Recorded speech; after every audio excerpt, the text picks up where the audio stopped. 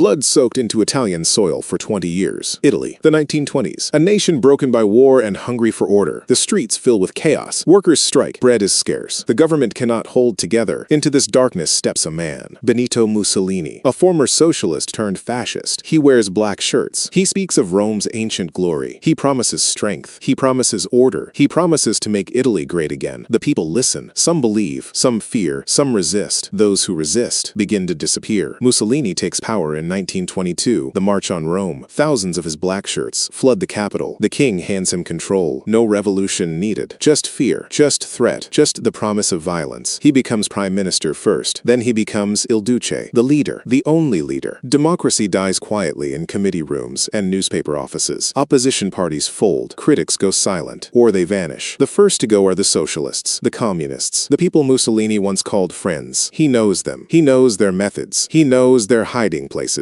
His secret police find them easily. OVRA, the Organization for Vigilance and Repression of Anti-Fascism. They knock on doors at night. They take men from their beds, from their jobs, from the streets. These men are never seen again. Some are sent to prison islands. Lipari, Ventotene, Ponza. Rocks in the sea surrounded by nothing. No escape. Political prisoners waste away there. Forgotten. Some die of disease. Some die of despair. Some simply die. The islands keep their secrets. Others face the firing squad. Quick trials, false charges, treason, conspiracy, anti-state activities. The verdict is always the same: death. The executions happen in courtyards, in fields, in basements. Early morning, before the sun rises, before witnesses can gather. The bodies are buried in unmarked graves. Families are not told. Questions are not answered. Giacomo Matteotti, a socialist deputy, he speaks against Mussolini in parliament. He documents fascist crimes. He will not be silent. June 1924, fascist thugs kidnap him in broad daylight in Rome. They stab him repeatedly. They dump his body in a shallow grave outside the city. When it is found, Italy nearly erupts. But Mussolini survives. He tightens his grip. He kills more to prevent uprising. The intellectuals fall next. Writers, professors, journalists, anyone with a voice, anyone with influence, anyone who questions. Piero Gobetti, Antonio Gramsci, Giovanni Amendola. Some are beaten to death. Some waste away in prison. Some are poisoned. Some flee into exile and are hunted there. Mussolini's reach extends beyond Italy's borders. His agents operate in France, in Switzerland, in America. No one is safe. The 1930s bring more blood. Ethiopia is invaded. Spain erupts in civil war. Mussolini sends his fascists to help Franco. The tactics he perfected at home go abroad. Murder, terror, suppression. It all works. It all spreads. The death count rises, but no one counts. No one dares to count. Families live in fear. A wrong word means death. A wrong look means death. Children are taught to report their parents. Neighbors spy on neighbors. Trust dies. Community dies. Only obedience lives. Only silence survives. The exact number will never be known. Thousands certainly, perhaps tens of thousands. Bodies in mass graves that have not been found. Names erased from records. People who simply ceased to exist. The fascist state kept some records, destroyed others. What remains tells only part of the story. The full horror is buried with the dead. World War II brings new atrocities. Partisan fighters resist in the mountains. Mussolini orders savage reprisals. 10 Italians killed for every German soldier killed by resistance. Entire villages are massacred. Men lined up and shot. Women and children burned alive in churches. The SS helps, but the orders come from Rome, from Il Duce himself. By 1943, even his own people have had enough. He is overthrown, rescued by Hitler, set up as a puppet in northern Italy. The killing continues. The war winds down. The bodies pile higher. April 1945. Mussolini flees. He is caught by partisans. They execute him. His mistress too. Their bodies are hung upside down in Milan, in a gas station. A crowd gathers. They spit. They throw stones. They cheer. 20 years of terror end with one bullet. But the dead remain dead. The disappeared remain disappeared. The mass graves remain unmarked. Italy moves forward, rebuilds, tries to forget, but the blood does not wash away. The soil remembers. The stones remember. The families who lost fathers and sons and brothers remember. Even now, graves are found. Construction workers dig and find bones. Many bones. All murdered. All forgotten. The trials were few. The punishment was light. Many fascists walked free after the war. Many never answered for their crimes. Many died peacefully in their beds while their victims rotted in unmarked earth. This is the price of silence. This is the cost of looking away. This is what happens when fear becomes law and murder becomes policy. Mussolini's Italy was not just about speeches and uniforms and grand buildings. It was about the knock on the door at midnight, the empty chair at the breakfast table, the grave with no name, the child who never knew their father, the question question that could never be asked, the answer that would never come. Thousands died so one man could rule. Thousands vanished so others would obey. Their names are mostly forgotten now, but their blood still stains the ground. Their silence still echoes in the spaces they left behind. And their story still warns us what happens when we let violence become normal, when we let cruelty become law, when we let one man's power matter more than thousands of human lives.